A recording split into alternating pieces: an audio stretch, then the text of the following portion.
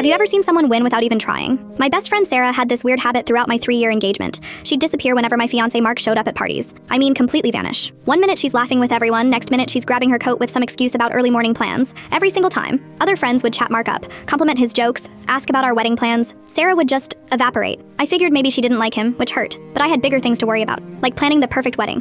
Every detail obsessed over. Every vendor meeting. Every dress fitting where Sarah would go mysteriously quiet whenever Mark's name came up. She was my maid of honor, but even she seemed uncomfortable talking about him. Wedding day arrives, everything's flawless. The ceremony, the photos, the reception flowing perfectly. I'm making my rounds, thanking guests, floating on pure happiness. That's when I walked past the groomsmen's table. My brand new husband was drunk, slurring to his buddies about being obsessed with Sarah since day one, how her complete indifference drove him crazy, how she was the only woman who didn't throw herself at him, and that made him want her more. I stood there in my $4,000 dress, listening to my husband confess he'd married the wrong woman. His best man kept trying to shut him up, but Mark rambled on about how every other girl tried so hard to impress him while Sarah just existed in her own world. It was driving him insane, he said. 6 months later, we were divorced. Here's the kicker. Sarah and Mark have been together for 3 years now.